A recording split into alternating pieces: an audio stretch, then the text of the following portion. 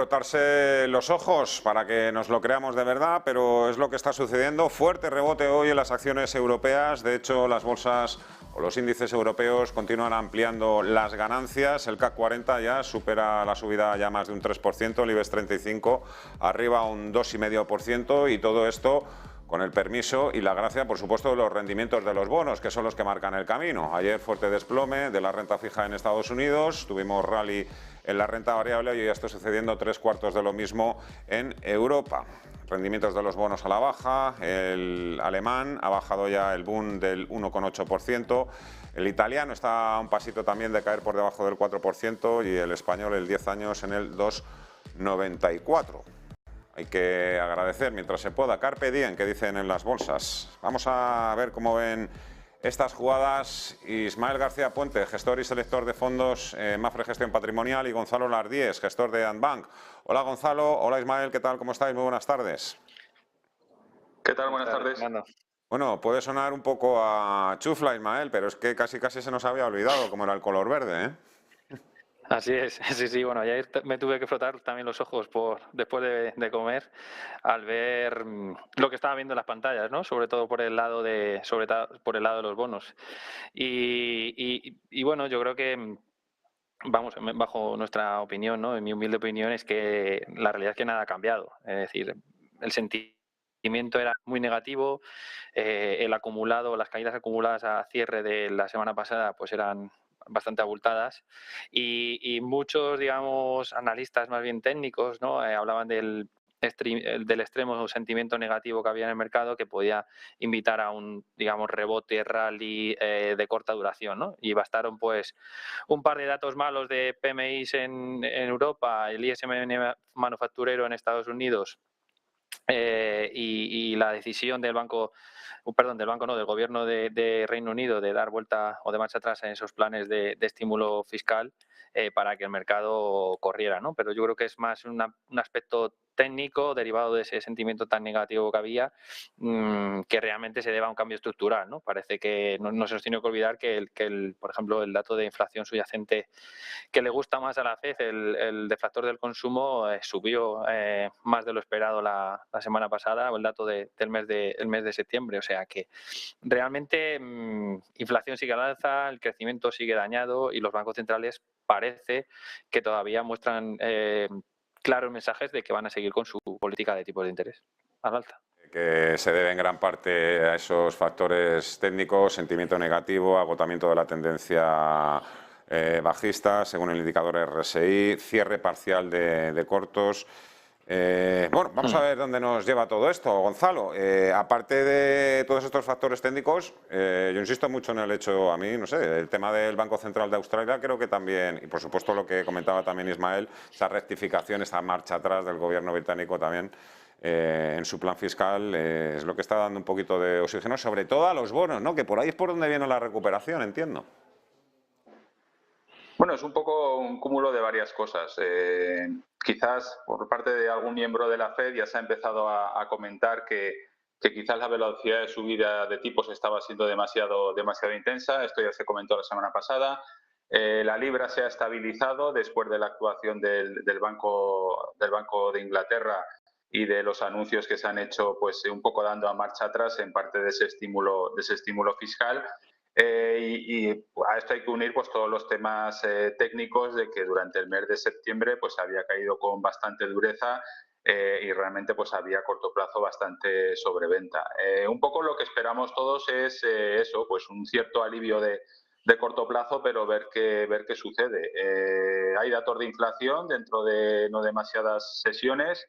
Si por ahí pudiese ver el mercado algún tipo de alivio, pues a lo mejor le daría más recorrido a que lo peor en cuanto a tensionamiento de política monetaria puede haber empezado a quedar atrás. Entonces allí ese alivio que damos ahora, pues por temas puramente técnicos, pues se podría alargar un poco en el tiempo. ¿Cuál es el problema? Pues que a lo mejor el daño que se ha hecho a la economía ya es importante, y a pesar de que a lo mejor por la parte de tensionamiento de política monetaria, pues la parte más importante de la misma se haya podido realizar, pero habrá que ver, pues tenemos la presentación de resultados a la vuelta de la esquina, y realmente testar pues cómo es la salud de la economía. Y es ahí, yo creo, donde debemos prestar atención más en las próximas semanas, más allá de los datos de inflación, que por ejemplo en la parte de energía pues ha dejado de presionar, aunque sí que es verdad que la parte de la subyacente pues todavía es un quebradero de cabeza. Como si de nuevo las malas noticias fuesen malas para la economía y de nuevo buenas para los mercados. Sé que lo importante no es lo que pensemos nosotros, sino lo que piensa o interpreta el mercado, pero tú personalmente, Gonzalo, ¿crees que lo peor en cuanto a ese tensionamiento en el mercado de renta fija, los tipos de interés, sí que de verdad podríamos estar acercándonos ya a ese límite? Si mantenemos la velocidad de crucero de subida de tipos en los próximos 6 meses, como lo hemos tenido en los últimos 6, desde luego es algo que es insoportable desde el punto de vista financiero, económico y a cualquier nivel. Incluso las pérdidas potenciales que se pueden dar en muchos activos podrían ser tremendas. Hemos tenido, como comentábamos creo que la semana pasada, la subida de tipos más rápida desde el principio de los años 70. Y realmente en una situación donde la economía pues no es que precisamente vaya sobrada de deuda, sino que los niveles de deuda a nivel agregados son muy importantes. Y es la subida más rápida en cuanto al dólar. Y la subida del dólar, pues al final el resto de economías tienen que copiar un poco esa política monetaria, porque si no lo hemos visto tanto en Europa como en Reino Unido, sus divisas se deprecian de forma importante y esto añade más gasolina en la inflación. Con lo cual, esperemos que, desde luego, es inaguantable este ritmo de subidas de tipos, que hay que recordar que empezamos en marzo, que estábamos en niveles del 0,25 y hay que ver los niveles en los que estamos en septiembre. Entonces, desde luego, este ritmo es insostenible y al mercado, pues a corto plazo, le puede servir algo de alivio, que quizás la parte más importante de esa subida de tipos va quedando atrás, ya es ponerle pues hasta dónde va a llegar, pero sí que desde luego el ritmo que llevamos en los últimos 6 meses, desde luego no es extrapolable a los últimos 6, porque a nivel financiero el tensionamiento que se puede producir sería tremendo. Ojalá empecemos a ver esos picos ya en la inflación. Empecemos a pensar ya más en el crecimiento. Hablo de los bancos centrales, pero lo cierto también, como apuntabas, Ismael, es que rebotes como el de ayer o como el de hoy en Europa también los hemos vivido ya este año, ¿eh? En marzo, en julio y en agosto también nos llevamos ya. Luego, pues, eso. Luego nos lamentamos también otra vez. O bueno, a lo mejor es que en esos momentos también había un exceso de complacencia, ¿no? Pensaban ya que los bancos centrales ya no podían estirar mucho más el chicle, pero la verdad es que todo ese miedo a que descarrile la economía está ahí muy presente, pero lo cierto es que cada vez que sale un miembro de la Reserva Federal o del Banco Central Europeo, ese día sube el pan. No, así es. Vamos, al menos desde el punto de vista de la renta variable, no, no podemos esperar una estabilización en la renta variable sin que antes la haya en la renta fija o en los mercados de renta fija. Y me atrevería a decir que hasta que la Fed no estabilice el nivel de tipos de interés, el resto de bancos centrales o el resto de economías no se va a estabilizar, ¿no? Con lo cual, digamos que somos cada vez más dependientes de lo que haga la Reserva Federal con los tipos de interés. Y esto es así por la gran potencia, lo explicaba muy bien Gonzalo, ¿no? El efecto de apreciación de que tiene el dólar sobre no solamente sobre las divisas emergentes, sino contra las divisas desarrolladas, pues es muy potente y eso hace que muchos bancos centrales tengan que actuar más rápido de lo que querían, subiendo los tipos para defender su divisa, ¿no? Pero ahí es donde está la clave. En cuanto tengamos una estabilización en la renta fija, podremos, digamos, ver cuál es el impacto que esperamos para las cuentas de resultado de las compañías, y por ahora, pues todos estos rallies que hemos tenido, algunos más sostenidos que otros, ¿no? Por ejemplo, el de julio y agosto fue bastante sostenido. Veremos si es un rally o solamente es un rebote. Para nosotros tienen, digamos, las patas más bien cortas, ¿no? El daño a la economía yo creo que todavía no ha llegado. De hecho, los datos macro están saliendo, salvo el de ayer, están saliendo mejor de lo esperado. Nada nos hace indicar que el mercado laboral vaya a sufrir, al menos en el corto plazo. Y cuanto más suban los activos, ahora mismo peor, no para el inversor, pero sí para los bancos centrales, porque eso supondría una rebaja, una relajación, mejor dicho, de las condiciones financieras, y es algo que ahora mismo no quieren, ¿no? Así que por ahora nuestra visión al menos es ser muy cauto y con total honestidad. No sabemos qué va a pasar con la inflación, no sabemos hasta dónde va a llevar los tipos de interés la Fed, pero se nos antoja, digamos, demasiado pronto para haber visto ya la capitulación necesaria en algunos casos que hemos venido comentando. Y siento Eh, ser tan sí. ser tan negativo, pero soy transparente y honesto, ¿no? Hombre, por supuesto que sí. El viernes tenemos precisamente dato de empleo en Estados Unidos. La previsión es que la tasa de paro todavía se mantenga por debajo del 4%. Eso daría argumentos a la Reserva Federal para continuar con subidas de 75 puntos básicos. Os lo voy a preguntar directamente, ya que me has dicho que eres muy honesto, que siempre lo has sido, Ismael, y además yo creo que al pan pan y al vino vino, ¿no? Las cosas como son. Vosotros, tú en tu caso, luego se lo pregunto a Gonzalo, ¿tú en tu caso vas a aprovechar los rebotes para vender? ¿Para seguir soltando lastre? ¿Para reducir No, exposición en renta variable? no estamos reduciendo la exposición a renta variable, pero lo que sí que estamos haciendo es cambiar el mix de las compañías o de los sectores que tenemos en cartera. Vamos de algo de cíclicos a muy defensivos o a más defensivos, es decir, bajando la beta de la cartera. Ya la bajamos antes del verano, en abril, mayo. Y creo que la volveremos a bajar en breve, ¿no? Es decir, en términos de renta variable, para al menos las carteras que tienen un horizonte temporal de más largo plazo, nos sigue gustando el activo, sobre todo porque ahora empezamos a tener valoraciones en términos de PER por debajo de la media histórica, en todo el mundo, salvo en Estados Unidos, que están un poco en línea, y eso nos gusta, ¿no? Hemos estado comprando equity durante los últimos 5 años, ahora que por fin tenemos una valoración más ajustada como para no hacerlo, ¿no? Pero digamos, estamos haciéndolo de una forma, digamos, defensiva, ¿no? Con esos sectores que lo suelen hacer bien en la parte final de ciclo, como pueden ser, ya lo hemos comentado aquí, el sector salud, consumo básico, infraestructuras, todo eso, ese mix un poco de sectores de baja beta nos gustan más. ¿En tu caso, Gonzalo? Bueno, en mi caso, el fondo español y el fondo europeo, hay que reconocer, en IBEX hay dos sectores que pesan el 50% del índice, uno es eléctricas, otro es bancos. Ahora mismo hemos vuelto a sobreponderar eléctricas respecto a bancos, a pesar de que el momentum en cuanto a tipos de actividad económica todavía les favorece, pero esos potenciales riesgos financieros que han estado sobre la mesa en las últimas semanas y el recorte que había habido en la parte más defensiva del mercado por el incremento de las yields, pues ha hecho que otra vez pues algunas partes del sector de electricidad pues vuelvan a estar a ratios aceptables. Entonces tenemos ahora mismo dentro de dos sectores que pesan el 50% del índice más sobreponderado la parte defensiva que la parte de bancos. Y en el fondo europeo realmente el fondo de mercado no cambia. Seguimos con el posicionamiento defensivo con el que ya estábamos en la última parte del año pasado.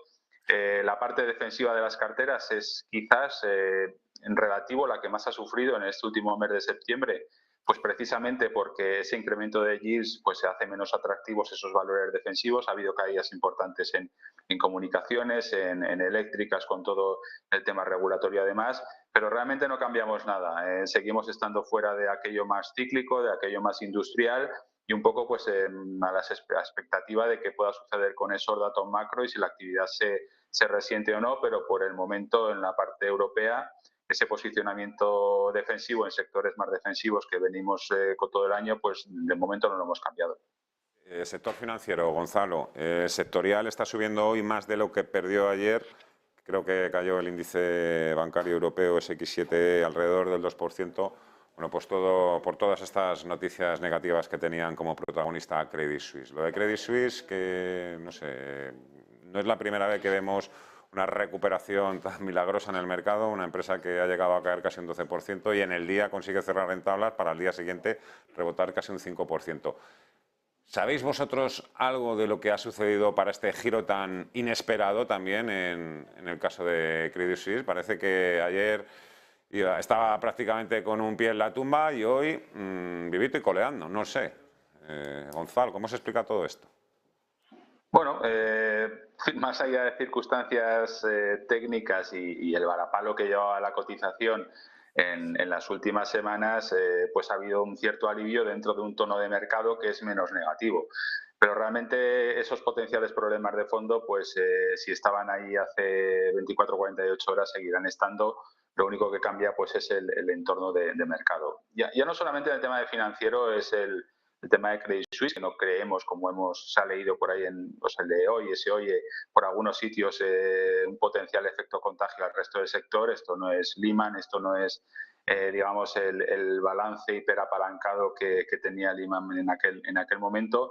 Es un banco donde, pues, en la parte de banca de inversión, pues quizás se han cometido errores en la parte de riesgo, y esto realmente, pues, es complicado de reconducir. Realmente, pues, todo aquello que oímos de Archegos, Greensill y demás, que eran pues problemas en cuanto a la banca de inversión o préstamos que se habían dado a inversores que realmente iban muy apalancados, vienen ya desde hace un año, año y pico. Ha habido cambios en la cúpula y esos problemas parece que no se han terminado de cerrar. Credit Suisse es un problema que está ahí sobre la mesa, pero la semana pasada teníamos el sector financiero, digamos, esas dudas que había en cuanto a caída de la libra y todo lo que sea movimientos de divisas un poco exagerado tiene consecuencias financieras y esto afecta al sector en general. Recordar que es un sector cíclico, cuando hay turbulencias el sector financiero pues es de los que primero lo sufre, con lo cual son varias circunstancias sobre la mesa, más allá de la situación de Credit Suisse. Ha habido un entorno de mercado complicado en las últimas semanas y el sector financiero normalmente no es ajeno. Por el camino, pues tenemos que a corto plazo, si la actividad va bien y esos tipos siguen al alza de forma más ordenada, pues esto repercute en una mejor remuneración del riesgo y esto es positivo. Pero digamos que hay fuerzas que tiran cada una para un lado, esa mejora de tipos es beneficiosa, ese entorno financiero algo más complejo y esas incertidumbres macro tiran para el otro lado, con lo cual en un periodo de incertidumbres normalmente el sector financiero es de los primeros que lo sufre. Vimos caídas en los últimos días y hoy, pues con un cierto alivio al mercado en la sesión de ayer y de hoy, pues recuperan desde pues, los mínimos que se marcó ayer por la mañana. Ismael, menudo alivio, ¿no? Porque ayer, vamos, a primera hora de la mañana apuntaba a desastre el día y finalmente no fue así. No, fue, como digo, yo creo que el detonante fue el dato de ISM manufacturero en Estados Unidos, que bueno, y bueno, también lo de la decisión del gobierno que comentábamos antes del Banco de Inglaterra. Y la verdad que la reacción fue un poco exagerada bajo nuestro punto de vista, o fue más lejos de lo que pensábamos y bueno, evidentemente pues empezar un trimestre con días así ayuda, al menos en la foto a corto plazo, sobre todo cuando veníamos de un septiembre, podemos decir, horrible, ¿no? En cuanto a renta variable, en cuanto a renta fija, con ya varios trimestres encadenando pérdidas en los dos principales mercados y evidentemente pues esto es una alegría que veremos cuánto dura, pero desde luego, como hemos comentado a lo largo de todo el programa, no parece que la foto digamos haya cambiado, ¿no? Tendremos que esperar probablemente hasta finales de año para ver si la Fed, con otros, yo calculo 125 puntos básicos más, es decir, 75 puntos básicos ahora y 50 a lo largo de las dos próximas reuniones. Veremos si se queda ahí, haciendo caso a las previsiones que ha compartido con nosotros, o por el contrario, hace caso o sigue lo que marca el mercado, que es un tipo, digamos, marginal más bajo a lo largo del año 2023, ¿no? Pues carpe diem y muchísima precaución todavía en los mercados. Ismael García Puente, Mafre Gestión Patrimonial, Gonzalo Lardíez, Sanbank, un placer. Muchísimas gracias a los dos, cuidaros, mucha suerte y hasta la próxima semana. Adiós. Un placer. Un saludo. Esa es la hoja de ruta que tiene establecida en principio el mercado. Los tipos en interés en Estados Unidos están en el 3,25. Tendríamos una subida más de 75 puntos básicos que los dejarían en el 4% y otra de 50 puntos básicos que los dejarían entre el 4,25 y 4,50. ¿Se imaginan ustedes que empieza a recular la Reserva Federal, que el mercado intuye que ya no habrá más subidas de 75 puntos y se decantará por subir los tipos de una forma más lenta y pausada, 50 puntos básicos? Ese día, si llega, habrá algo más que fuegos artificiales en los mercados. Pausa y nos quedan los gráficos. Hasta ahora.